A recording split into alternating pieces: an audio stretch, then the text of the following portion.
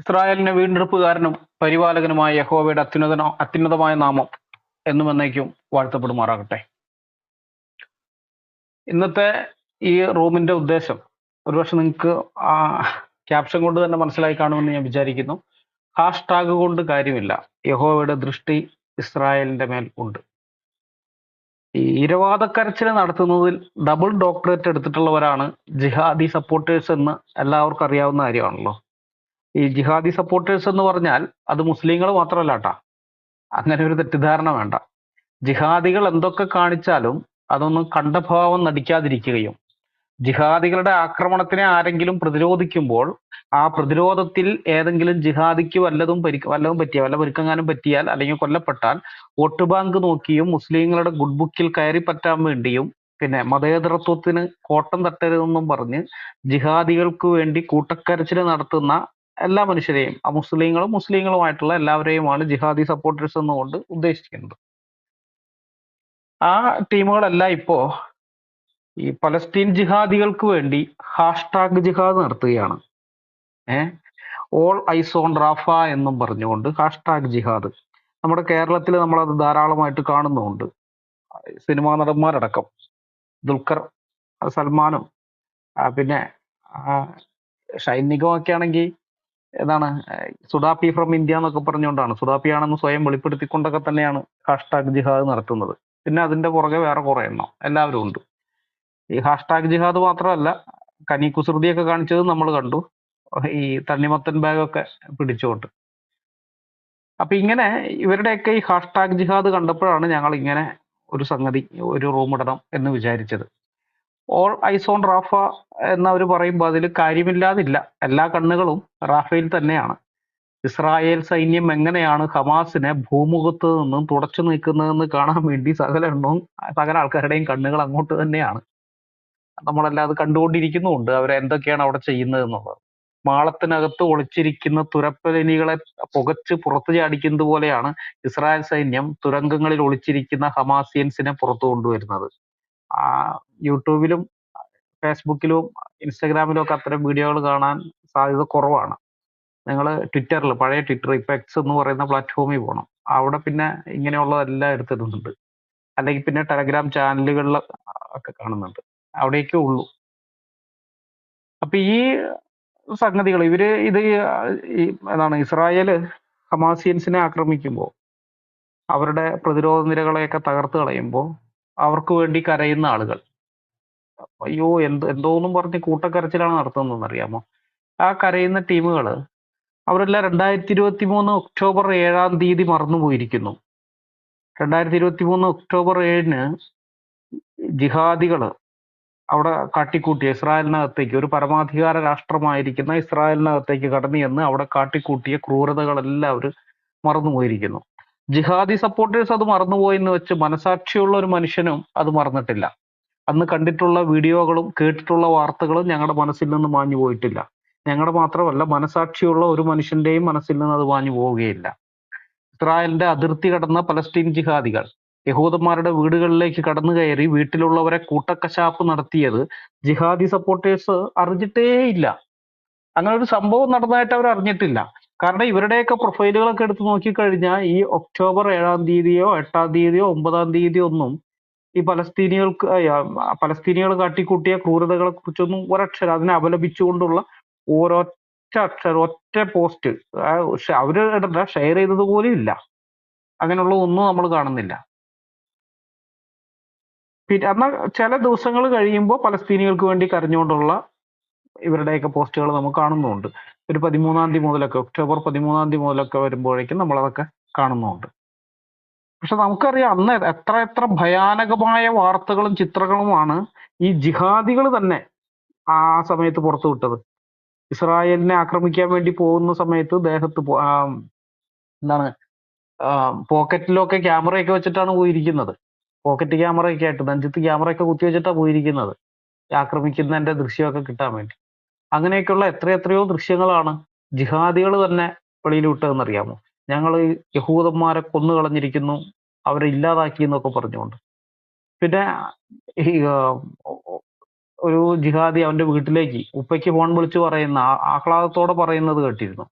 ഞാൻ ഇത്ര യഹൂദന്മാരെയാണ് എൻ്റെ കൈകൊണ്ട് സ്വന്തം കൈകൊണ്ട് ഞാൻ കൊന്നുകളഞ്ഞത് ഉപ്പാ എന്നും പറഞ്ഞുകൊണ്ട്. എന്തൊക്കെ കാര്യങ്ങളാണ്. എനിക്കിപ്പോഴും ഓർമ്മയുണ്ട് ഒരു സംഭവം.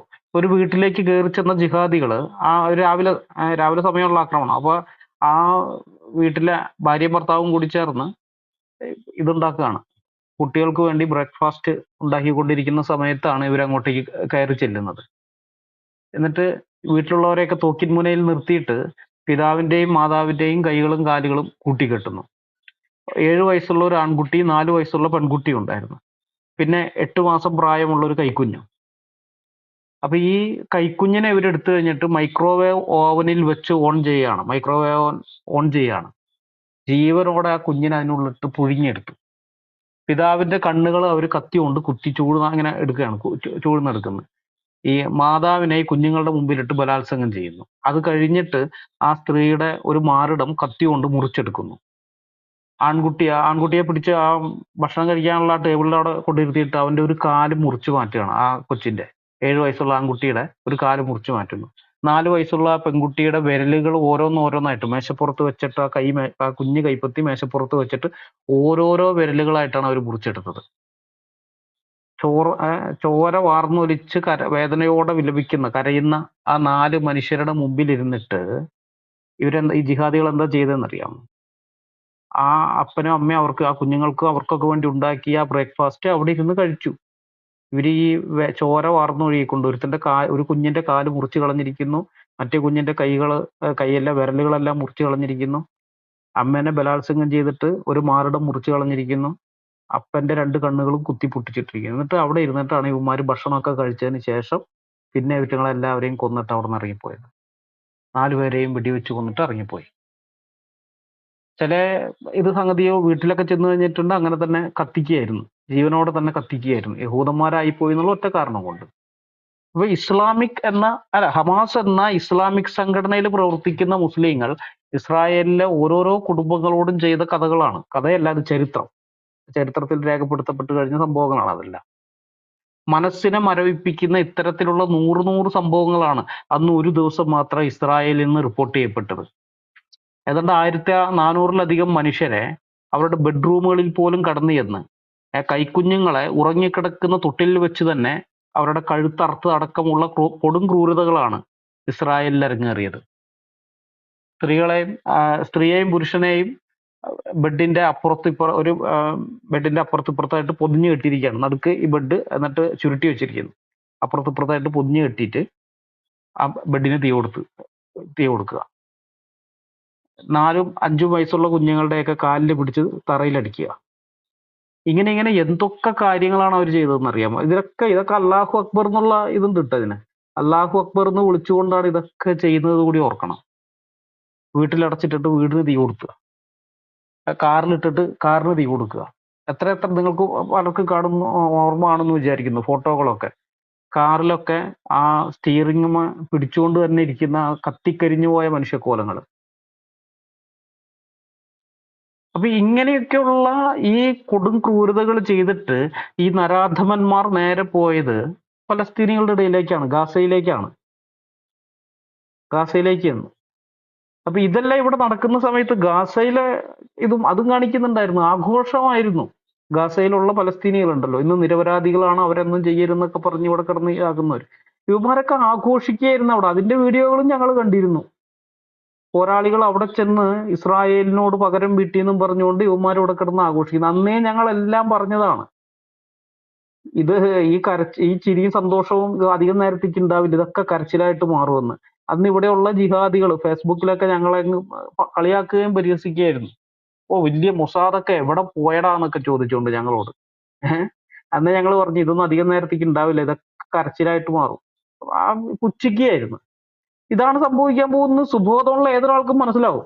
ഖുർആൻ എന്ന് പറയുന്ന ആ പൊട്ട പുസ്തകം വായിച്ച് ബുദ്ധി മരവിച്ചു പോയ ആൾക്കാർക്കൊഴികെ ബാക്കിയുള്ള ഏതൊരാൾക്കും പിടികിട്ടും എന്താണ് ഇനി സംഭവിക്കാൻ പോകുന്നതെന്ന്. ഈ മദ്രസ പൊട്ടന്മാർക്ക് അത് പിടികിട്ടിയില്ല. അവര് അല്ലാഹുവിന്റെ വിജയം, ഇസ്ലാമിന്റെ വിജയം. കാരണം ഹദീസ് ഉണ്ട്, നിങ്ങൾ യഹൂദന്മാരെ ഇല്ലാതാക്കി കളയുന്ന ഹദീസ് ഉണ്ട്. ഈ പൊട്ടന്മാർ വിചാരിച്ച ആ ഹദീസിൽ പറഞ്ഞതൊക്കെ സത്യമാണ്, പ്രവാചകൻ പറഞ്ഞതല്ലേ, നബി പറഞ്ഞിട്ടുണ്ടെങ്കിൽ അത് സത്യമായി തന്നെ പുലരും എന്നൊക്കെയായി മണ്ടന്മാര് വിചാരിച്ചത്. അതുകൊണ്ടാണ് ഞങ്ങളുടെ അടുത്തൊക്കെ എന്തായിരുന്നു അവന്മാരുടെ അഹങ്കാരം എന്നറിയാമോ? അന്നേ ഞങ്ങൾ പറഞ്ഞു ഇത് നിരപരാധികളെ കൊലയ്ക്ക് കൊടുക്കുന്ന പരിപാടിയാണ്. യഹൂദൻ ഇത് കണ്ട് കയ്യും കെട്ടി മിണ്ടാതിരിക്കൊന്നുമില്ല, അവൻ തിരിച്ചടിക്കും. ഇവന്മാരുടെ പണ്ടത്തെ ഒരു ഇതുണ്ടായിരുന്നു, കുറെ വർഷങ്ങൾക്ക് മുമ്പാണ്. ഏഹ് ഇവരുടെ യഹൂദന്മാരെ മൂന്നല്ല, ഒരു യഹൂദനെ, ഒരു സൈനികനെ ഇവർ തട്ടിക്കൊണ്ടുപോയിട്ട് ആ ഒരു സൈനികനെ പുറത്തിറക്കാൻ വേണ്ടി ഏതാണ്ട് 1400ഓളം പലസ്തീൻ തടവുകാരെയാണ് ഇസ്രായേൽ വിട്ടയച്ചത്. ആ ഒരൊറ്റ യഹൂദ തടവുകാരനെ രക്ഷപ്പെടുത്താൻ വേണ്ടിയിട്ട്. ഇവരുമായിട്ടുള്ള കരാറിന്റെ പുറത്ത് ഒരാളെ വിടുകയാണെന്നുണ്ടെങ്കിൽ 1400 തടവുകാരെ വിട്ടയക്കാം. അത്ര 1400ഓളം തടവുകാരെ വിട്ടയച്ചിട്ടാണ് ആ ഒരാളെ രക്ഷിച്ചത്. അന്ന് മുസ്ലിങ്ങളെല്ലാം ഭയങ്കരമായ ആഘോഷമായിരുന്നു. പേടിച്ചുപോയി, ഇസ്രായേൽ പേടിച്ചുപോയി. കണ്ടില്ലേ, ഒരാളെ ഇതാക്കാൻ വേണ്ടി 1400 പേരെയാണ് വിട്ടുകൊടുത്തതെന്ന്. അന്ന് ഞാൻ അവന്മാരോട് പറഞ്ഞു, എടാ പൊട്ടന്മാരെ, നിങ്ങൾക്ക് മനസ്സിലായിട്ടില്ല. ഇസ്രായേൽ നിങ്ങളോട് എന്താ പറഞ്ഞതെന്ന് മനസ്സിലായോ? ഒരു യഹൂദൻ എന്ന് പറഞ്ഞ 1400 പേർക്ക് തുല്യനാണെന്നാണ് അവൻ പറയുന്നത്. നിങ്ങൾ ഈ പന്നി പെറ്റുകൂട്ടുന്ന പോലെ പെറ്റുകൂട്ടുന്നുണ്ടല്ലോ, അങ്ങനെ പെറ്റുകൂട്ടുന്ന ഈ 1400 പേർക്ക് സമനാണ് ഞങ്ങളുടെ ഒരാളെന്ന് അവരാ പറഞ്ഞത് നിങ്ങളോട്. അവരിലെ ഒരാളെ നിങ്ങൾ തൊട്ട് കഴിഞ്ഞാൽ, ഇല്ലാതാക്കിയാൽ അവർ ആ റേഷ്യോ വെച്ചായിരിക്കും തിരിച്ചടിക്കാൻ. നിങ്ങളുടെ 1400 പേരെയെങ്കിലും അവർ തട്ടും. അതാണ് അവർ നിങ്ങൾക്ക് തന്ന മെസ്സേജ്. ഇനിയെങ്കിലും മനസ്സിലാക്കണമെന്ന് ഞാൻ അന്നാ പൊട്ടന്മാരോട് പറഞ്ഞു. ഇപ്പോഴൊന്നല്ല, വർഷങ്ങൾക്ക് മുമ്പാണ്. എന്നെ കളിയാക്കി കൊല്ലുമായിരുന്നു അവന്മാരെല്ലാം കൂടി ചേർന്ന്. പിന്നെ തെറിവിളിയും ചീത്തവിളിയും അത് വേറെ. പക്ഷെ അതാണ് വസ്തുത. അതാണ് യഹൂദന്മാരിലെ ഒരുത്തനെ തൊട്ട് കഴിഞ്ഞാൽ അവർ ഇതേ റേഷ്യോ വെച്ചിട്ടൊക്കെ ആയിരിക്കും തിരിച്ചടിക്കുക. അതുകൊണ്ട് അവരുടെ കണക്കിൽ ഇപ്പോഴും ആയിട്ടില്ല. ഇപ്പൊ 36,000 അത്രയും പേരെ കൊന്നു എന്നൊക്കെ പറയുന്നുണ്ടല്ലോ. യഹൂദന്റെ കണക്കനുസരിച്ച് ആയിട്ടില്ല. 1400 പേരെ നിങ്ങൾ അവിടെ പോയി കൊന്നില്ലേ? അത് കഴിഞ്ഞിട്ട് കൊന്നത് വേറെ ഉണ്ട്. അതിനെല്ലാം ഇതേ റേഷ്യോ വെച്ചിട്ടാണ് അവൻ തിരിച്ചടിക്കുക. അത് നിങ്ങൾ ഇനിയെങ്കിലും മനസ്സിലാക്കുക ജിഹാദികളെ. നിങ്ങളുടെ ഈ പൊട്ടപുസ്തകം വെച്ചോണ്ടിരുന്നിട്ട് കാര്യമൊന്നുമില്ല. അതൊക്കെ വെച്ചിട്ട് യഹൂദന്റെ അടുത്തേക്ക് പോയി കഴിഞ്ഞാൽ അവന്റെ കയ്യിലിരിക്കുന്ന അത്യാധുനിക ആയുധങ്ങളാണ്. മനസ്സിലായ? ഈ ഗാസയിലെ ജനസംഖ്യ എന്ന് പറയുന്നത് കേവലം 20 ലക്ഷമാണ്. 22 ലക്ഷം, 2.2 മില്യൺ, 22 ലക്ഷം ആൾക്കാരാണ് അവിടെ ഉള്ളത്. ഈ united nations high commissioner for refugees, അല്ലെങ്കിൽ UNHCR എന്ന് പറയുന്ന സംഘടന, അതിന്റെ കണക്കനുസരിച്ചിട്ട് ഇന്ന് ലോകത്താകമാനം 11 കോടിയിലധികം മനുഷ്യരാണ് കൂട്ടക്കുരുതി ഭയന്ന് പലായനത്തിലും തെരുവിലൊക്കെ ആയിരിക്കുന്നത്. യുദ്ധവും മറ്റു പല കാരണങ്ങൾ കൊണ്ട്, കലാപം, യുദ്ധം, പലതും ഉണ്ട്. ഇതിൻ്റെ അകത്ത് പ്രധാന ഇതെന്ന് പറയുന്നത് മുസ്ലിങ്ങൾ തന്നെയാണ് താനും. മുസ്ലിങ്ങളുടെ ആക്രമണവും മറ്റു കാരണങ്ങൾ കൊണ്ടൊക്കെയാണ് ഇങ്ങനെ ഇതായിരിക്കുന്നത്. 11 കോടിയിലധികം മനുഷ്യര്. ഇനി നമ്മൾ നോക്കിക്കഴിഞ്ഞാൽ ഓരോ രാജ്യങ്ങളൊക്കെ നോക്കിയാൽ ഈ കൊല്ലപ്പെട്ട ആൾക്കാരുടെ കണക്ക് മാറ്റുക, കൊല്ലപ്പെട്ടവരെ വേണ്ട, അഭയാർത്ഥികളായിരിക്കുന്ന ആളുകളുടെ നോക്കിയാൽ, സിറിയയിലെ നോക്കിയാൽ ഏതാണ്ട് 140 ലക്ഷം മനുഷ്യരാണ് അഭയാർത്ഥികളായിട്ട് സിറിയക്ക് പുറത്തേക്ക് ഓടിപ്പോയിരിക്കുന്നത്, പലായനം ചെയ്തിരിക്കുന്നത്. 140 ലക്ഷം, അതായത് 1,40,00,000 മനുഷ്യർ. ഏതാണ്ട് 71 ലക്ഷം മനുഷ്യരാണ് ആ രാജ്യത്തിന്റെ ഉള്ളിൽ തന്നെ അഭയാർത്ഥികളായിരിക്കുന്നത്. ഇത് യഹൂദം വന്നിട്ടോ അല്ലെങ്കിൽ അമേരിക്ക വന്ന് പോകുമ്പോട്ടോ ഒന്നും അല്ല കേട്ടാ. മുസ്ലിങ്ങൾ തമ്മിലുള്ള അടിയാണിത്. മുസ്ലിങ്ങൾ തമ്മിലുള്ള അടിയിലാണ് ലക്ഷക്കണക്കിന് പേര് മരിച്ചു. അതല്ലാതെ ഈ ഏതാണ്ട് 200 ലക്ഷത്തിലധികം ആളുകൾ രാജ്യത്തിന്റെ അകത്തും പുറത്തുമായിട്ട് അഭയാർത്ഥികളായിട്ട് മാറിയത്. അവരെ കുറിച്ച് ആരെങ്കിലും സംസാരിക്കുന്നത് നിങ്ങൾ കേട്ടിട്ടുണ്ടോ? ഇന്ന് ഹമാസിന് വേണ്ടി കരയുന്ന ജിഹാദി സപ്പോർട്ടേഴ്സ് ആരെങ്കിലും സിറിയയിലെ ഈ 2 കോടിയിലേറെ വരുന്ന മനുഷ്യർക്ക് വേണ്ടി കമാന്നൊരക്ഷരം മിണ്ടുന്നത് നിങ്ങൾ കേട്ടിട്ടുണ്ടോ? കേട്ടിട്ടുണ്ടാവില്ല എന്ന് എനിക്കറിയാം. കാരണം അവരാരും ആ മനുഷ്യർക്ക് വേണ്ടി മിണ്ടിയിട്ടില്ല. മിണ്ടിയാലല്ലേ കേൾക്കാൻ പറ്റുള്ളൂ. ഇവന്മാരൊന്നും ഒരക്ഷരം അവർക്ക് വേണ്ടി മിണ്ടിയിട്ടില്ല. അസർബൈജാനോട് ചേർന്ന് കിടക്കുന്ന അർമീനിയൻ പ്രവിശ്യയിൽ നിന്ന് ചില മാസങ്ങൾക്ക് മുമ്പാണ് 1.25 ലക്ഷം ക്രിസ്ത്യാനികൾ മുസ്ലിങ്ങളുടെ ആക്രമണം കാരണം പലായനം ചെയ്തത്, ഓടിപ്പോയി അവിടുന്ന്. ഹമാസിന് വേണ്ടി ഇവിടെ വാകീറി കരയുന്ന ഏതെങ്കിലും ക്രിസ്ത്യൻ നാമധാരികൾ അർമേനിയൻ ക്രിസ്ത്യാനികൾക്ക് വേണ്ടി സംസാരിക്കുന്നത് നിങ്ങൾ കേട്ടിട്ടുണ്ടോ? ഞാൻ കേട്ടിട്ടില്ല. ഒറ്റ സംസാരിക്കുന്നത് ഞാൻ കേട്ടിട്ടില്ല. പക്ഷെ ഇവർ ഹമാസിന് വേണ്ടി കരയും. അർമേനിയയിലുള്ള ക്രിസ്ത്യാനികൾ അവരാരെങ്കിലും ആക്രമിക്കാൻ പോയിട്ടൊന്നുമല്ല കേട്ടാ. ആരാണ്? നമ്മുടെ ടോം തടിയമ്പാട് സാറ് കഴിഞ്ഞ കുറെ വർഷങ്ങളായിട്ട് അല്ല, പുള്ളി നിരീശ്വരവാദിയാണ്. Christian okay okay okay okay okay. ഞാൻ ഉദ്ദേശിച്ച ആ ടീം അദ്ദേഹത്തെ അല്ല. ക്രിസ്ത്യൻ നാമധാരികൾ എന്ന് പറഞ്ഞു പുള്ളി നിരീശ്വരവാദം പരസ്യമായിട്ട് പറഞ്ഞിരിക്കുന്ന ആളാണ്. ഈ ക്രിസ്ത്യാനിയാണെന്നും പറഞ്ഞ് നടക്കുന്ന കുറെ ഉണ്ടല്ലോ, ഹൂർലോസിനെ പോലെയുള്ള ആൾക്കാർ. പിന്നെ അങ്ങനെ കുറെ എണ്ണം ഉണ്ട്. ഈ പാസ്റ്റർമാരായാലും അച്ഛന്മാരായാലും കുറെയൊക്കെ ഉണ്ട്. അങ്ങനെയുള്ള ടീമുകൾ ഞാൻ ഉദ്ദേശിച്ചു. ഈ അർമേനിയൻ ക്രിസ്ത്യാനികള് ഹമാസിനെ പോലെ ആരെങ്കിലും ആക്രമിക്കാൻ പോയിട്ടല്ല ട്ടോ അഭയാർത്ഥികളാകേണ്ടി വന്നത്. അത് നിങ്ങൾ ഓർക്കണം. അവരൊന്നും ചെയ്യാതെ അവരുടെ നാട്ടില് അവരുടെ പണിയും ചെയ്തുകൊണ്ടിരിക്കുമ്പോഴാണ് ക്രിസ്ത്യാനിയായി പോയി എന്നുള്ള ഒറ്റ കാരണം കൊണ്ട് അവരെ മുസ്ലിങ്ങൾ ആക്രമിച്ച് അവിടെ നിന്ന് അഭയാർത്ഥികളായിട്ട് പോയത്, അവര് ഓടിപ്പോയത്. നൈജീരിയയിലെ കാര്യം ഇതിനേക്കാളും കഷ്ടമാണ്, നമുക്കറിയാം. നമ്മൾ ഇടയ്ക്കിടയ്ക്ക് ഇതൊക്കെ ആയിട്ട് അതായത് ക്രൈസ്തവ പത്രങ്ങളിലും മറ്റും വാർത്തയായിട്ട് വരുന്ന ഒരു സംഭവമാണ് അത്. നൈജീരിയയില് ഓരോ 2 മണിക്കൂറിനിടയിലും ഒരു ക്രിസ്ത്യാനി അവന്റെ വിശ്വാസത്തിന്റെ പേരിൽ കൊല്ലപ്പെടുന്നുണ്ട്. ഓരോ 2 മണിക്കൂറിനിടയിലും ഒരു ക്രിസ്ത്യാനി. മാധ്യമങ്ങൾക്ക് അതൊന്നും ഒരു വാർത്തയേ അല്ല, സെക്യുലർ മാധ്യമങ്ങൾക്ക്. അതിലിപ്പോ നമുക്ക് മാധ്യമങ്ങളെ അധികം കുറ്റപ്പെടുത്താനൊന്നും പറ്റില്ല.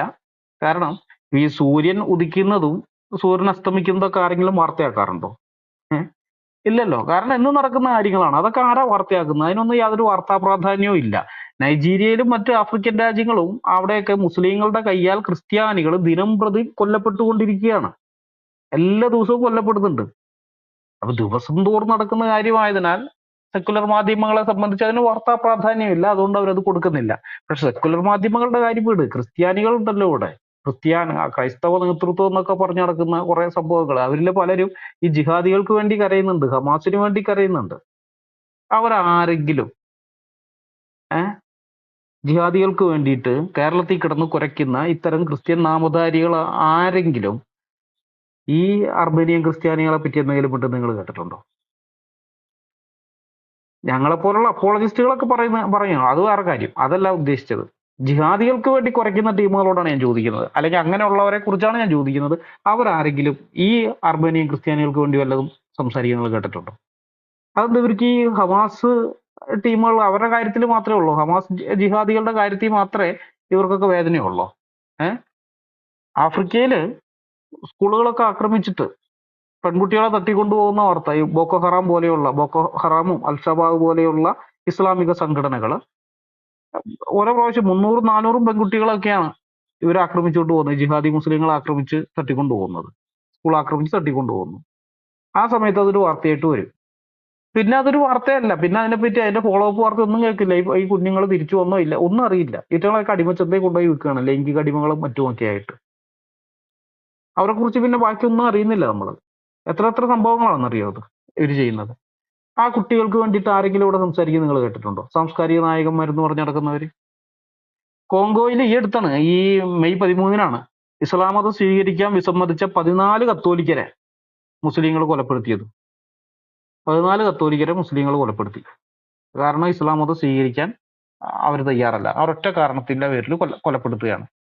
ആരെങ്കിലും കോങ്കോയിലെ ആ കത്തോലിക്കർക്ക് വേണ്ടി ആരെങ്കിലും സംസാരിക്കുന്നത് കേട്ടോ? മാർപ്പാപ്പ അവിടെ അപലപിച്ചു. ആ പുള്ളി പിന്നെ അവിടെ കുത്തിയിരുന്ന് അപലപിക്കലാണ് ആ പുള്ളിയുടെ പണി. ഇടയ്ക്കിടയ്ക്ക് ഇങ്ങനെ അപലപിച്ചുകൊണ്ടേയിരിക്കും, അതേ ഉള്ളൂ. എന്നിട്ട് പറയും ഈ ജിഹാദികളൊക്കെ വിളിച്ച് വീട്ടിൽ കയറ്റണമെന്ന് യൂറോപ്പിലുള്ളവരോട് പറയും. യൂറോപ്പിലെ പൊട്ടന്മാർ അതൊക്കെ കേട്ടിട്ട് ഇവരെയൊക്കെ വിളിച്ച് വീട്ടിൽ കയറ്റും. ഇപ്പൊ അനുഭവിച്ചുകൊണ്ടിരിക്കുന്നുണ്ട് അവിടെ. അപ്പൊ ഈ കോങ്കോയിൽ കൊല്ലപ്പെട്ട ഈ കത്തോലിക്കർക്ക് വേണ്ടിയിട്ട് ഏതെങ്കിലും ജിഹാദി സപ്പോർട്ടർ ഈ കേരളത്തിൽ സംസാരിക്കുന്നത് നിങ്ങൾ കേട്ടിട്ടുണ്ടോ? ഇല്ല, കേൾക്കുകയില്ല. എനിക്ക് ഉറപ്പാണ്. കാരണം ആരും സംസാരിച്ചിട്ടില്ല, അതുകൊണ്ടാണ് കേൾക്കാത്ത. ജർമ്മനിയിൽ കഴിഞ്ഞ ആഴ്ചയല്ലേ ഒരു മുസ്ലിം അഭയാർത്ഥി ഭീകരാക്രമണം നടത്തിയത്? അവിടെ ഈ ഇസ്ലാം അഭയാർത്ഥികൾ ഇങ്ങനെ കൂടി വന്നു കഴിഞ്ഞാൽ ഉണ്ടാകുന്ന പ്രശ്നങ്ങളെ കുറിച്ച് അതിനെതിരെ സംസാരിക്കുന്ന കൂട്ടരുണ്ട് അവിടെ. അപ്പൊ അവർ നടത്തിയ ഒരു റാലി, അതിന് ഒരു മുസ്ലിം അഭയാർത്ഥിയാണ്. അവിടെ ജർമ്മനി ഇവനെ അഭയാർത്ഥിയാക്കി അയാളെ സ്വീകരിച്ച് അവിടുത്തെ ടാക്സ് പേയേഴ്സിന്റെ ചെലവിലാണ് അവൻ അവിടെ ജീവിക്കുന്നത്. എന്നിട്ട് അവനാണ് ആ പോലീസുകാരൻ ഇന്നലെയൊക്കെയാണെന്ന് തോന്നുന്നു മരിച്ചത്, കുത്തുകൊണ്ട്. വേറെ കുറെ ആൾക്കാർ മരിച്ചു, പിന്നെ പരിക്ക് പറ്റി ധാരാളം പേർക്ക്. കഴുത്തിന് കുത്തുമായിരുന്നു. വീഡിയോ നിങ്ങൾ കണ്ടു കാണുമെന്ന് ഞാൻ വിചാരിക്കുന്നു. കഴുത്തിന് തന്നെയാണ് കുത്തുന്നത്. അതിനെതിരെ ഏതെങ്കിലും സാംസ്കാരിക നായകര് പ്രതികരിക്കുന്നത് നിങ്ങൾ കേട്ടോ? കേരളത്തിലെ ഈ മിഡിൽ ഈസ്റ്റില് യാസീദികൾ എന്ന് പറഞ്ഞൊരു വിഭാഗം ഉണ്ടായിരുന്നല്ലോ, ഇറാഖിലൊക്കെ യാസീദികൾ. അവരെ മുസ്ലിങ്ങൾ വംശീയോന്മൂലനം നടത്തിയപ്പോ ഏതെങ്കിലും സിനിമാക്കാരോ സാംസ്കാരിക നായകളോ അതിനെതിരെ എന്തെങ്കിലും പറഞ്ഞത് നിങ്ങൾ കേട്ടിരുന്നോ? ഞാൻ കേട്ടിരുന്നില്ല. അതുകൊണ്ട് ഞാൻ ചോദിക്കുന്നത്, നിങ്ങൾ ആരെങ്കിലും കേട്ടിരുന്നോന്ന്. ഒരു വംശത്തെ തന്നെ ഇല്ലാതാക്കി കളഞ്ഞു. സൗദി അറേബ്യയുടെ നേതൃത്വത്തിലുള്ള അറബ് രാജ്യങ്ങൾ യമനിൽ നടത്തിയ ആക്രമണത്തിൽ കൊല്ലപ്പെട്ടത് ഏതാണ്ട് 2 ലക്ഷത്തോളം മുസ്ലിങ്ങളാണ്. 2 ലക്ഷത്തോളം മുസ്ലിങ്ങൾ കൊല്ലപ്പെട്ടു. പിന്നെ അതിനേക്കാൾ അധികം ലക്ഷക്കണക്കിന് പേർ അഭയാർത്ഥികളായി. ആരെങ്കിലും ഇവിടെ ഉള്ള ജിഹാദി സപ്പോർട്ടേഴ്സ് ആരെങ്കിലും അതിനെക്കുറിച്ച് എന്തെങ്കിലും പറഞ്ഞു കേട്ടോ? ആർക്കെങ്കിലും അതിൽ പരാതിയുണ്ടോ? സൗദി അവിടെ ദേ ബോംബ് ഇട്ട്, സ്കൂളിലൊക്കെയാണ് ബോംബിടുന്നത് സൗദി. ഈ ഇസ്രായേൽ ബോംബിടുന്നതിന് മുമ്പ് കൊടുക്കുന്നതായ മുന്നറിയിപ്പുണ്ട്. അങ്ങനെയുള്ള പരിപാടിയൊന്നും ഇല്ല. ഇസ്രായേൽ ബോംബിടുന്നതിനേക്കാൾ മുമ്പേ മുന്നറിയിപ്പ് കൊടുക്കും സിവിലിയൻസിനോട് അവിടെ നിന്ന് രക്ഷപ്പെട്ടോളാൻ പറഞ്ഞിട്ട്. അങ്ങനെയുള്ള പരിപാടിയൊന്നും ഇല്ല. സ്കൂളിലടക്കം കൊണ്ടുപോയിട്ട് ബോംബിടുക ചെയ്തത് സൗദി. എത്ര സ്കൂൾ കുഞ്ഞുങ്ങളാണ് മരിച്ചതെന്ന് അറിയാമോ? സ്കൂൾ ബസ്സിന് ബോംബിട്ടു. ഒരു പ്രശ്നവും ഇല്ല. ജിഹാദി സപ്പോർട്ടേഴ്സിനൊന്നും ഒരു കുഴപ്പമില്ല. കാരണം മുസ്ലിമിനെ മുസ്ലിം കൊന്നാൽ അത് ഹലാലാണ്. മുസ്ലിമിനെ മുസ്ലിം കൊല്ലുകയാണെങ്കിൽ അത് ഹലാലാണ്. ഇനി കാഫിറിനെ മുസ്ലിങ്ങൾ കൊന്നാലും അത് ഹലാലാണ്. പക്ഷെ മുസ്ലിം ഭീകരാക്രമണത്തിന് ആരെങ്കിലും തിരിച്ചടി കൊടുത്താൽ ഉടനെ ഇവന്മാരൊക്കെ മാനവികത, മനുഷ്യാവകാശം, മണ്ണാങ്കട്ടാന്നും പറഞ്ഞ് മോങ്ങാൻ തുടങ്ങും. കാരണം കാഫിറുകൾ മുസ്ലിമിനെ കൊല്ലാൻ പാടില്ല, അത് ഹറാമാണ്. നമുക്കപ്പം മാനവ സ്നേഹം പൊട്ടി വിടരും. ഇവരീ പറയുന്ന മനുഷ്യത്വവും മാനവികതയും മനുഷ്യാവകാശവും ഒന്നുമല്ല. ഇത് ഇസ്ലാമിക ഭീകരവാദത്തിന്റെ അപ്പക്കഷ്ണങ്ങൾക്ക് വേണ്ടിയുള്ള മുട്ടിലിഴയിലാണ് ഇതൊക്കെ. അതിനു വേണ്ടിയിട്ട് സാംസ്കാരിക ലോകം കേരളത്തിലെ സാംസ്കാരിക ലോകം ഇപ്പൊ കണ്ടുകൊണ്ടിരിക്കുന്ന അതാണ്. എഴുത്തുകാരുടെ കാര്യം മാത്രമല്ല, കലാകാരന്മാരുടെ കാര്യവും കൂടി ചേർത്തിട്ടാണ് പറയുന്നത്. സിനിമാക്കാരായാലും അതല്ലാത്തവരായാലും ഇവരെല്ലാം കാരണം ഇതൊക്കെ ജിഹാദികളുടെ നിയന്ത്രണത്തിലാണ്. അവരുടെ കയ്യിൽ പോയി പെട്രോ ഡോളർ ആണ് ഇതൊക്കെ നിയന്ത്രിക്കുന്നത് ഇപ്പോൾ. അതുകൊണ്ട് അവരെ പ്രീണിപ്പിക്കാൻ വേണ്ടിയുള്ള മുട്ടിലിഴയിലാണ് ഇതൊക്കെ. അതിന്റെ അപ്പുറത്തൊന്നുമില്ല. ഈ ഹാഷ്ടാഗ് ജിഹാദ് ഉണ്ടല്ലോ, ഹാഷ്ടാഗ് ജിഹാദ് എന്നൊക്കെ പറയുന്ന അതാണ്. ഈ ജിഹാദികളുടെ അപ്പക്കഷ്ണങ്ങൾക്ക് വേണ്ടിയിട്ടുള്ള മുട്ടിലിഴയൽ, അതാണ് സാംസ്കാരിക ലോകത്ത് നടക്കുന്നത്. ഇവര് യഥാർത്ഥ മനുഷ്യസ്നേഹികളായിരുന്നെങ്കിൽ ലോകമെമ്പാടുമുള്ള മനുഷ്യരുടെ, ഞാൻ പറഞ്ഞല്ല, 11 കോടിയിലധികം മനുഷ്യരാണ് ഇന്ന് ലോകമെമ്പാടുമായിട്ട് അഭയാർത്ഥികളായിട്ട് അലയുന്നത്. യുദ്ധവും കലാപവും മറ്റു പല കാരണങ്ങൾ കൊണ്ട് എന്തു ആകട്ടെ, അവിടെ നിരപരാധികൾ കൊല്ലപ്പെടുന്നു, പല കാര്യങ്ങളും സംഭവിക്കുന്നു. ഇവര് യഥാർത്ഥ മാനവികവാദികളായിരുന്നെങ്കിൽ, മനുഷ്യത്വമുള്ളവരായിരുന്നെങ്കിൽ, മനുഷ്യസ്നേഹമുള്ളവരായിരുന്നെങ്കിൽ അതിനെതിരെയൊക്കെ പ്രതികരിക്കുമായിരുന്നു. പക്ഷെ അതൊന്നുമില്ല. ലോകമെമ്പാടും ഇതുപോലെയുള്ള മനുഷ്യർ, കോടിക്കണക്കിന് മനുഷ്യർ നരകയാതന തിന്നുമ്പോൾ ഇവന്മാരുടെ കണ്ണുകൾ ഗാസയിലേക്ക് മാത്രം, റാഫയിലേക്ക് മാത്രമേ പോവുകയുള്ളൂ. അവിടേക്ക് കണ്ണു നട്ടിരിക്കുകയാണ്. അങ്ങനെയുള്ള ആ ഗാസയിലേക്ക് മാത്രം കണ്ണുകൾ നട്ടിരിക്കുന്ന ഭീകരജീവികളാണ് കേരളത്തിലെ ഈ സാമൂഹ്യ സാംസ്കാരിക നായകൾ എന്ന് പറയുന്നവന്മാര്. അവരുടെ കണ്ണ് അങ്ങോട്ടേ പോവുള്ളൂ, വേറെ അങ്ങോട്ടേക്കും പോയില്ല. ഇത്തരം സാംസ്കാരിക നായകളോട് ചോദിക്കട്ടെ, അറബ് രാജ്യങ്ങളിൽ ഉണ്ടായിരുന്ന യഹൂദന്മാരെവിടെ പോയി? അറബ് രാജ്യങ്ങളിൽ യഹൂദന്മാരുണ്ടായിരുന്നല്ലോ, എവിടെ പോയത്? 1948 8,51,000 യഹൂദന്മാരാണ് 9 അറബ് രാജ്യങ്ങളിലായിട്ടുണ്ടായിരുന്നത്. അറബ് രാജ്യം എന്ന് പൂർണ്ണമായിട്ട് പറയാൻ പറ്റില്ല. ചിലത് ഈ ആഫ്രിക്കയിലുള്ള രാജ്യമാണ്, എന്നാൽ അറബ് സംസാരിക്കുന്നത്, അല്ലെങ്കിൽ മുസ്ലിം രാജ്യം എന്ന് പറയാം. ഈജിപ്തില് 3,00,000-ഓളം 75,000-ഓളം യഹൂദന്മാരാണ് ഉണ്ടായിരുന്നത് അന്ന് 1948. 75,000 യഹൂദന്മാർ. ഇന്ന് അവിടെ 100 അല്ലെങ്കിൽ 100-ൽ താഴെ എന്നുള്ള നിലയിലാണുള്ളത്. അൾജീരിയയിൽ 1,40,000 യഹൂദന്മാരുണ്ടായിരുന്നു 1948. ഇന്ന് അവിടെ 200-ൽ താഴെ യഹൂദന്മാരേ ഉള്ളൂ. ഇറാഖിൽ 1,35,000 യഹൂദന്മാരുണ്ടായിരുന്നു. ഇന്ന് അവിടെ 5-10 യഹൂദന്മാരെ കാണാം, 10-ൽ താഴെ ഉള്ളൂ. ലെബനോനിൽ 5,000-ഓളം യഹൂദന്മാരുണ്ടായിരുന്നു. ഇത് 100-ൽ താഴെയാണ്. മൊറോക്കോയിൽ 2,60,000 യഹൂദന്മാര് 1948 ഉണ്ടായിരുന്നു. ഇന്നത് 2,150, അത്രയേ ഉള്ളൂ. ഇങ്ങനെ ഓരോ ഇടങ്ങളിലും മൊത്തം നോക്കിയാൽ 8,51,000 യഹൂദന്മാർ 1948 അറബ് രാജ്യങ്ങളിൽ ഉണ്ടായിരുന്നെങ്കിൽ ഇന്ന് അവിടെ എന്ന് പറഞ്ഞു കഴിഞ്ഞാൽ ഏതാണ്ട് 3,000 ചില്ല യഹൂദന്മാരേ ഉള്ളൂ. എവിടെ പോയി ഈ യഹൂദന്മാരെല്ലാം? കുറെ പേരൊക്കെ ഇസ്രായേലിലേക്ക് വന്നിട്ടുണ്ട്, അത് ശരിയാണ്. കുറെ പേര് ഇസ്രായേലിലേക്ക് വന്നു. പക്ഷെ ബാക്കിയുള്ളവരോ? ഉപദ്രവിക്കുകയാണ്. ഇവര് കൊല്ലാക്കൊല ചെയ്തു. ഈ യമൻ എന്നൊക്കെ പറഞ്ഞ ഒരു കാലത്ത് യഹൂദന്മാരാണ് ഭരിച്ചിരുന്നത്. യഹൂദ രാജാക്കന്മാര് ജൂതന്മാരായിരുന്നു. അവരുടെ ഭരണത്തിന്റെ കീഴിലുണ്ടായിരുന്ന യൂതന്മാര് ധാരാളം ഉണ്ടായിരുന്ന സ്ഥലമാണ് യമൻ. ഇന്നൊക്കെ യമനിൽ എത്ര ആൾക്കാരുണ്ടെന്ന് അറിയോ? യമനിൽ 1948 63,000 യഹൂദന്മാരുണ്ടായിരുന്നു. ഇന്ന് 50 താഴെ യഹൂദന്മാരേ ഉള്ളൂ അവിടെ. ഓടിപ്പിച്ചു വിട്ടു, കുറെ എണ്ണത്തിനെ ഓടിപ്പിച്ചു വിട്ടു, കുറെ എണ്ണത്തിനെ കൊന്നു, കുറെ എണ്ണത്തിനെ മതം മാറ്റി. ഇതൊക്കെയാ ചെയ്തത്. ഇതെല്ലാം ഇവന്മാര് ചെയ്ത്. യഹൂദ വംശഹത്യാണ് ഇവന്മാര് നടത്തിയത് അവിടെ. പക്ഷേ ഇസ്രായേൽ ഇവര് വലിയ ഇതായിട്ട് പറഞ്ഞിട്ടുണ്ടല്ലോ, പലസ്തീനിലെ മുസ്ലിങ്ങളുടെ വംശഹത്യാണ്, അതാണ് ഇതാണെന്നൊക്കെ. എന്തോന്ന് വംശഹത്യ? ഗാസയിൽ മാത്രം, ഗാസ എന്ന് പറഞ്ഞാൽ ചെറിയ പ്രദേശത്ത് മാത്രം 22 ലക്ഷത്തോളം ജനങ്ങളുണ്ട്. 22 ലക്ഷത്തില് ആകെ 200 താഴെ ക്രിസ്ത്യാനികളുള്ളൂ, ബാക്കിയൊക്കെ മുസ്ലിങ്ങളാണ്. ഇവന്മാർ 48 വളരെ കുറച്ചുണ്ടായിരുന്നുള്ളൂ. ഇസ്രായേലിൽ തന്നെ നോക്കിക്കഴിഞ്ഞാൽ 1,56,000 മുസ്ലിങ്ങളാണ് ഇസ്രായേൽ രാഷ്ട്രം രൂപീകരിക്കപ്പെടുന്ന സമയത്ത് ഇസ്രായേലിൽ ഉണ്ടായിരുന്നത്. 1,56,000 മുസ്ലിങ്ങൾ. 1.5 ലക്ഷം കൂട്ടും, 1.5 ലക്ഷം മുസ്ലിങ്ങൾ. ഇന്ന് ഇസ്രായേലിലെ മുസ്ലിം ജനസംഖ്യ എത്രയാണെന്നറിയോ? 17 ലക്ഷത്തിലധികമാണ്. 17 ലക്ഷത്തിലധികം. 1948 1,56,000 ഉണ്ടായിരുന്ന അടുത്തുനിന്ന് ഇന്നത് 17 ലക്ഷത്തിന് മുകളിലാണ്. അപ്പൊ ആരാണ് വംശീയോന്മൂലനത്തിന് വിധേയമാകുന്നതെന്ന് സുബോധമുള്ള മനുഷ്യർക്ക് മനസ്സിലാക്കാൻ ഈ കണക്കുകളൊക്കെ നോക്കിയാൽ മതി. മനസ്സിലായ? അപ്പൊ മനസ്സിലാവും ആരാണ് വംശീയോന്മൂലനത്തിന് വിധേയരാകുന്നതെന്ന്. മുസ്ലിങ്ങളാണ് അത് ചെയ്തുകൊണ്ടിരിക്കുന്നത്. ഞാൻ ഈ യഹൂദന്മാരുടെ കണക്ക് പറഞ്ഞില്ലേ, ഇതേപോലെ തന്നെയാണ് അറബ് രാജ്യങ്ങളിൽ ഉണ്ടായിരുന്ന ക്രിസ്ത്യാനികൾ അവിടെ പോയി. ക്രിസ്ത്യാനികൾ അവിടെ. ഇന്നത്തെ ആ രാജ്യങ്ങളെല്ലാം ക്രൈസ്തവ രാജ്യങ്ങളായിരുന്നില്ല ഒരു കാലത്ത്. ഈജിപ്ത് കോപ്റ്റിക് ക്രിസ്ത്യാനികളുടെ രാജ്യമായിരുന്നില്ല ഈജിപ്ത്. അവിടെയുള്ള കോപ്റ്റിക് ക്രിസ്ത്യാനികൾ ഇന്ന് ന്യൂനപക്ഷങ്ങളിൽ ന്യൂനപക്ഷമാണ്. എവിടെ പോയി അവിടെ ഉണ്ടായിരുന്ന കോപ്റ്റിക് ക്രിസ്ത്യാനികൾ? ഇറാഖ് കൽദയ ക്രിസ്ത്യാനികളുടെ രാജ്യമായിരുന്നില്ലേ? ഇന്ന് ഇറാഖിലെ ക്രിസ്ത്യാനികൾ പേരിനല്ലേ ഉള്ളൂ. എവിടെ പോയി അവിടെ ഉണ്ടായിരുന്ന ക്രിസ്ത്യാനികൾ? സിറിയ, ആ അറാമിക് സംസാരിക്കുന്ന ക്രിസ്ത്യാനികൾ, സുറിയാനി ക്രിസ്ത്യാനികളായിരുന്നില്ല അവിടെ ഉണ്ടായിരുന്നത്. എവിടെ പോയി അവര്? ആ ക്രിസ്ത്യാനികൾ എവിടെ പോയി? സിറിയയിലത്തെ.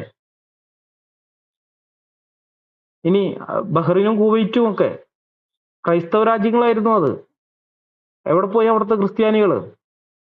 സൗദി അറേബ്യയിൽ യഹൂദന്മാരും ക്രിസ്ത്യാനികളും ഉണ്ടായിരുന്നല്ലോ. എവിടെ പോയി അവിടെയുള്ള യഹൂദന്മാരും ക്രിസ്ത്യാനികളും? ഓരോ പ്രദേശവും നോക്ക് നിങ്ങൾ, അവിടുത്തെ ഓരോ രാജ്യങ്ങൾ. തുർക്കി ബൈസാൻഡിയൻ ക്രിസ്ത്യൻസിന്റെ രാജ്യമായിരുന്നില്ലേ? എവിടെ പോയി ബൈസാൻഡിയൻ ക്രിസ്ത്യൻസ് അവിടുത്തെ? നിങ്ങളിങ്ങനെ നോക്കിക്കഴിഞ്ഞാൽ ഓരോ പ്രദേശം നോക്കിക്കഴിഞ്ഞാൽ മനസ്സിലാകും അവിടെയുള്ള ജനതകളെ മുഴുവൻ ഇല്ലാതാക്കിയത് മുസ്ലിങ്ങളാണ്, വംശീയോന്മൂലനം നടത്തിക്കൊണ്ടിരുന്നത്. അഫ്ഗാനിസ്ഥാനിലേക്ക് വന്നു കഴിഞ്ഞാൽ അവിടെ ഉണ്ടായിരുന്ന ഈ ബുദ്ധമതക്കാര്, സിഖ് മതക്കാര്, കുറച്ച് ഹിന്ദുക്കളും ഉണ്ടായിരുന്നു ആ പ്രദേശത്ത്. എവിടെ പോയി അവരൊക്കെ? ഇപ്പൊ ഇല്ലല്ലോ അവരവിടെ. ഇറാനിലുണ്ടായിരുന്ന സ്വരാഷ്ട്ര മതക്കാരെവിടെ? പാർസികള് ഇല്ലല്ലോ അതൊന്നും. അപ്പൊ ഇവർക്ക് എവിടെയും ചെന്ന് വംശീയോന്മൂലനം നടത്താം. ഏത് രാജ്യത്തേക്ക് ചെന്ന് കഴിഞ്ഞിട്ട് ഇസ്ലാമിക അധിനിവേശം നടത്താം, ഇസ്ലാമിക സംസ്കാരം അടിച്ചേൽപ്പിക്കുക, അവിടെയുള്ള ജനങ്ങളെ നിർബന്ധപൂർവ്വം മതം മാറ്റാം. മതം മാറാൻ തയ്യാറില്ലെങ്കിൽ കൊന്നു കളയാം. ഈ 2024 പോലും, 21-ാം നൂറ്റാണ്ടിൽ പോലും നമ്മൾ കണ്ടു. മെയ് 13-ാം തീയതിയാണ് കോങ്കോയിൽ 14 കത്തോലിക്കരെ കൊന്നത്, ഇസ്ലാം മതത്തിൽ ചേരാൻ തയ്യാറില്ല എന്നുള്ള കാരണത്താൽ. ആ പണ്ടും അത് തന്നെയാണ് അവർ ചെയ്യുന്നത്, ഇന്നും അത് തന്നെ ചെയ്യുന്നത്. ഇവർക്കത് എവിടെയും ചെയ്യാം, ഒരു കുഴപ്പമില്ല. ആരും അതിനെപ്പറ്റി മിണ്ടരുത്. അതിനെപ്പറ്റി മിണ്ടി കഴിഞ്ഞാൽ ഉടനെ പറയും ഇസ്ലാമോഫോബിയ, ഇസ്ലാമോഫോബിയ, ഇസ്ലാമോഫോബിയ എന്നും പറഞ്ഞ് കരയും. പിന്നെ അപ്പൊ ഇതൊക്കെ ഇവന്മാർക്ക് എവിടെയും ചെയ്യാം, ആരുടെ നേരെയും ചെയ്യാം. അതിനെപ്പറ്റി ആരും മിണ്ടാൻ പാടില്ല. പക്ഷെ നമ്മൾ തിരിച്ചെന്തെങ്കിലും പ്രതികരിച്ചു കഴിഞ്ഞാൽ പോയി പ്രശ്നമാണ്, പിന്നെ വർഗീയവാദിയായി. അപ്പൊ ഈ പരിപാടി ഉണ്ടല്ലോ, ഈ എന്താണ് ഇരവാദ കരച്ചിൽ, #ജിഹാദ് നടത്തിയിട്ടുള്ള ഇരവാദ കരച്ചിൽ, അത് നിർത്ത്. അത് ചെലവാവില്ല. ഇനി ചെലവാക്കാൻ നിങ്ങൾ അങ്ങാടി വേറെ നോക്കണം. പണ്ടൊക്കെ പറ്റുമായിരുന്നു, ഇപ്പൊ പറ്റില്ല. ഇത് ഇന്റർനെറ്റിന്റെ കാലമാണ്. ഒരു വിവരം അറിയണമെന്ന് മനുഷ്യൻ ആഗ്രഹിക്കുന്നെങ്കിൽ അവന് എളുപ്പത്തിൽ വിവരങ്ങൾ കിട്ടുന്ന കാലമാണിത്. അവന്റെ വിരൽത്തുമ്പിൽ വിവരങ്ങളുണ്ട്. മനസ്സിലായ? നിങ്ങൾ എല്ലായിടത്തും പോയിട്ട് ബോംബ് പൊട്ടിക്കും. 11 മാസം ബോംബും 1 മാസം നോമ്പുമായിട്ട് നടക്കുന്നവരാണ് നിങ്ങൾ. അതൊക്കെ നിങ്ങൾ ചെയ്യും. നിങ്ങളെ സപ്പോർട്ട് ചെയ്യാൻ ഇവിടെ കുറെ എണ്ണം ഉണ്ട്. അവരുടെ ആ സപ്പോർട്ടേഴ്സിന്റെ ബലത്തിൽ നിങ്ങൾ ഇതെല്ലാം മറക്കുകയും ചെയ്യും. ചെയ്യാനുള്ളതൊക്കെ ചെയ്തിട്ട് ഇരവാദക്കരച്ചിൽ വേറെ. ഏതായാലും അതൊന്നും ഇനി വിലപ്പോവുകയില്ല. മനസ്സിലായ? എല്ലാ #ജിഹാദികളോടും പറയാനുള്ളത് ഒരു കാര്യം മാത്രമാണ്. നിങ്ങളൊക്കെ റാഫയ്ക്ക് മേൽ കണ്ണുകളും വെച്ചുകൊണ്ട് അവിടെ ഇരുന്നിട്ടൊന്നും യാതൊരു കാര്യവുമില്ല. യഹൂദന്മാർ അവരുടെ രാജ്യത്തിന്റെ സുരക്ഷയ്ക്ക് വേണ്ടതെല്ലാം അവർ ചെയ്യും, ചെയ്യേണ്ടതെല്ലാം അവർ ചെയ്യും. നിങ്ങൾ അങ്ങനെ കണ്ണും നട്ടി നോക്കിയിരിക്കാനേ നിങ്ങൾക്ക് പറ്റൂ. റാഫയിലേക്ക് കണ്ണും നട്ട് നോക്കിയിരിക്കുക, അത്ര തന്നെ. യഹൂദൻ ചെയ്യാനുള്ളതൊക്കെ ചെയ്യും. ഐക്യരാഷ്ട്രസഭ പറഞ്ഞാലും അവൻ അതിനൊന്നും ഒരു ഇതും കൊടുക്കുകയില്ല. പിന്നെ എന്താണ് ഇന്റർനാഷണൽ കോമഡി ഇതായിട്ടുള്ളൊരു സംഭവം ഉണ്ടല്ലോ, comedy court, ICC, international comedy court. അവന്മാർ ഇസ്രായേലിന്റെ എതിരെ കുറെ ഇതൊക്കെ ഇറക്കിയിട്ടുണ്ട്, 10 ഇറക്കി. അപ്പോ ഇങ്ങനെ പണി നോക്കി പോടാന്ന് പറഞ്ഞിട്ട് ഇസ്രായേൽ അത് പറഞ്ഞു കഴിഞ്ഞപ്പോ 2 ബോംബ് കൂടുതൽ ഇട്ട് പോയിട്ട്. കാരണം അവരുടെയൊക്കെ വിശ്വാസ്യത അവർ കളഞ്ഞെടുത്തു. അതുകൊണ്ടാണ്, വേറൊന്നല്ല. ഇസ്രായേലിനെതിരെ ഈ ആക്രമണവും മറ്റുമൊക്കെ നടത്തിയ സമയത്ത് ഈ ഇന്റർനാഷണൽ കോർട്ടൊക്കെ ഉണ്ടല്ലോ, അവരൊക്കെ മിണ്ടാണ്ടിരിക്കുകയായിരുന്നു. ഇന്റർനാഷണൽ കോർട്ട് ഓഫ് ജസ്റ്റിസും ഉണ്ട്, പിന്നെ വേറൊരു കോർട്ടുണ്ട് ICC എന്നും പറഞ്ഞിട്ട്. എനിക്ക് ആ ICC നേട്ട് കഴിഞ്ഞപ്പോൾ ഇന്റർനാഷണൽ കോമഡി കോർട്ട് എന്നാണ് തോന്നിയത്, അതുകൊണ്ട് ഞാൻ അങ്ങനെ പറഞ്ഞു. ഏതായാലും ഇവന്മാരൊക്കെ നോക്കിയിരിക്കായിരുന്നു, ഇവന്മാരും മിണ്ടിയില്ല. ഇസ്രായേൽ തിരിച്ചടിക്കാൻ പോയി കഴിഞ്ഞപ്പോൾ ഇവന്മാര് ഫത്വയും കൊണ്ട് വരികയാണ്. പുല്ല് വില കൊടുക്കുക മനുഷ്യൻ, സ്വന്തം വില കളയാണ്. ഇവര് പുട്ടിനെതിരെ മറ്റ് ഇത് ഉക്രൈന്റെ ആക്രമണത്തിന്റെ സമയത്തും ഇതേപോലെ ഓരോരോ സാധനങ്ങളൊക്കെ ഇതുണ്ടായിരുന്നല്ലോ, ഇവന്മാരും മിണ്ടാണ്ടിരിക്കും. അതൊന്നും വിഷയമല്ല. ഇസ്രായേൽ എന്തെങ്കിലും ചെയ്യുമ്പോൾ മാത്രമേ ഇവർക്ക് പുള്ളുള്ളൂ.